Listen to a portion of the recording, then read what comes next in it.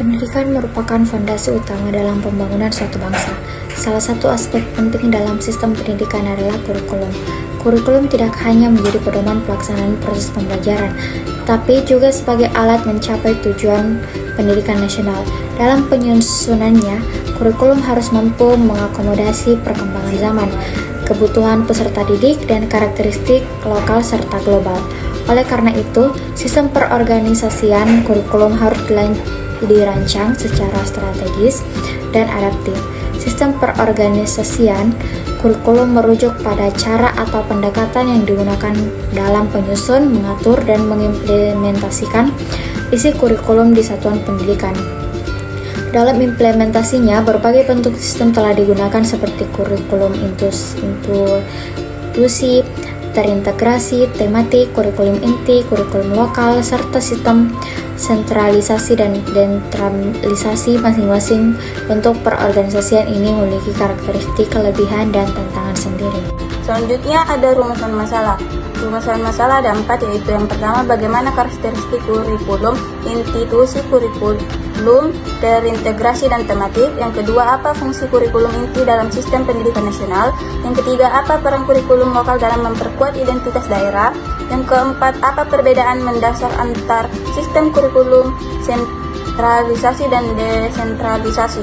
Masuk pada pembahasan yang pertama, yaitu kurikulum institusi, terintegrasi, dan tematik. Pada kurikulum institusi adalah suatu rencana komprehensif yang dirancang oleh lembaga pendidikan untuk mencapai tujuan pembelajaran yang telah ditetapkan, mencangkup berbagai elemen penting seperti tujuan pembelajaran yang jelas, daftar mata pelajaran atau program studi yang ditawarkan beserta deskripsi dan tujuan masing-masing, metode pengajaran yang beragam seperti kuliah, diskusi, dan praktik, serta sistem penilaian yang efektif untuk mengukur pencapaian siswa melalui ujian, tugas, dan proyek.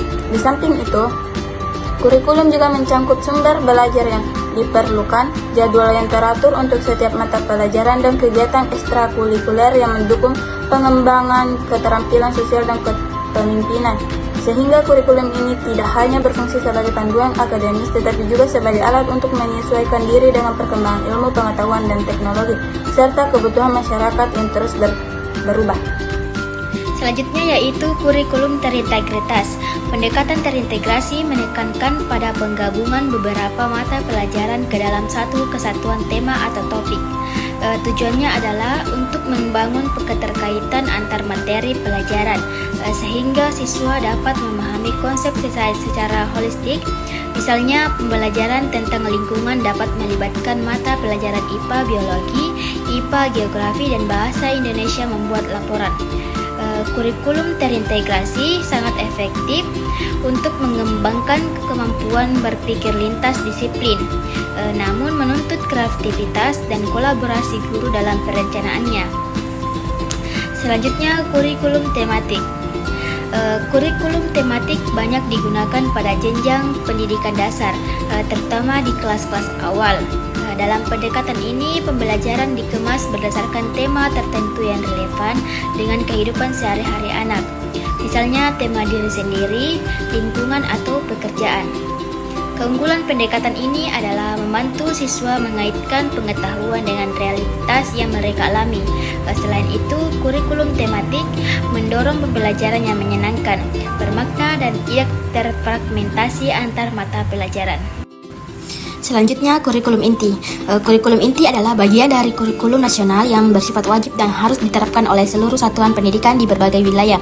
Kurikulum inti mencakup standar kompetensi lulusan SKL, kompetensi inti, dan kompetensi dasar atau KD yang ditentukan oleh pemerintah pusat. Tujuan dari adanya kurikulum ini adalah menjaga kualitas dan keseragaman pendidikan di seluruh Indonesia. Kurikulum ini menjamin bahwa setiap peserta didik dimanapun berada mendapatkan pendidikan yang setara dalam hal materi esensial. Namun, kurikulum inti juga memberikan ruang bagi pengembangan kurikulum tambahan seperti kurikulum lokal dan kegiatan pengayaan agar sesuai dengan kebutuhan masing-masing daerah. Implementasi kurikulum ini menuntut kesiapan sekolah dalam memahami dan melaksanakan standar yang telah ditetapkan.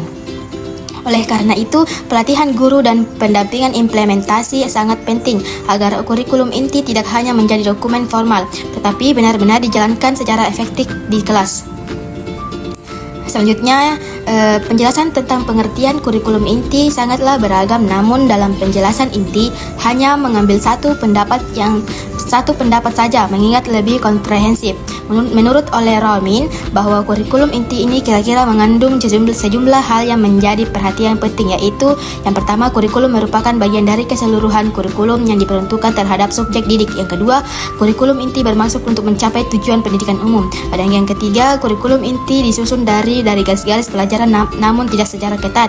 Yang terakhir, kurikulum inti disusun untuk jangka panjang. Baiklah, selanjutnya yaitu kurikulum lokal. Kurikulum lokal atau muatan lokal adalah bagian dari kurikulum yang disusun berdasarkan potensi, karakteristik, dan kebutuhan daerah tertentu. Kurikulum ini dapat mencakup berbagai aspek seperti bahasa daerah, budaya lokal, keterampilan tradisional, hingga isu lingkungan setempat.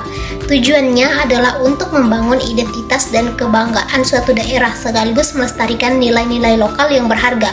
Contohnya di daerah Jawa Tengah, sekolah-sekolah mengajarkan bahasa Jawa sebagai bagian dari muatan lokal. Di daerah pesisir, kurikulum lokal bisa berisi tentang teknik perikanan atau konservasi laut. Kurikulum lokal memberikan kontribusi besar dalam memperkaya pengalaman belajar siswa serta memperkuat relevansi pendidikan hingga dengan kehidupan nyata. Kurikulum lokal ini sebagai seperangkat materi pendidikan dan pengalaman yang dipandang sebagai materi sampingan karena dianggap kurang penting atau setidaknya kurang mendapatkan perhatian. Kecenderungan seperti ini disebabkan muatan lokal tidak menentukan kelulusan siswa karena tidak termasuk mata pelajaran yang disyaratkan untuk kelulusan. Masalah lain dalam kurikulum muatan lokal adalah tentang isi kurikulum yang tidak sesuai dengan tujuan yang diharapkan.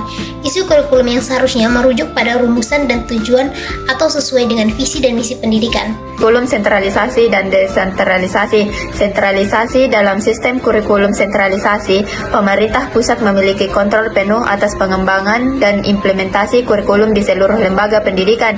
Hal ini berarti bahwa semua sekolah tanpa terkecuali diharuskan untuk mengikuti kurikulum yang sama, yang mencakup isi materi, metode pengajaran, serta sistem evaluasi yang seragam. Pendekatan ini bertujuan untuk menciptakan kesetaraan dalam mutu pendidikan di seluruh wilayah, sehingga setiap siswa, terlepas dari lokasi geografisnya, memiliki akses yang sama terhadap pendidikan berkualitas. Dengan adanya standar yang jelas dan terpusat, diharapkan dapat mengurangi disparitas pendidikan antara daerah perkotaan dan pedesaan. Desentralisasi. Sistem kurikulum desentralisasi memberikan otonomi kepada satuan pendidikan dan pemerintah daerah untuk mengembangkan kurikulum mereka sendiri, meskipun tetap terlandaskan pada kerangka nasional yang telah ditetapkan. Dalam pendekatan ini, sekolah memiliki kebebasan untuk menyesuaikan materi ajar, metode pengajaran, dan sistem evaluasi sesuai dengan kebutuhan siswa dan lingkungan sekitar. Hal ini memungkinkan kurikulum untuk lebih relevan dan kontekstual, sehingga dapat meningkatkan keterlibatan siswa dalam proses pembelajaran.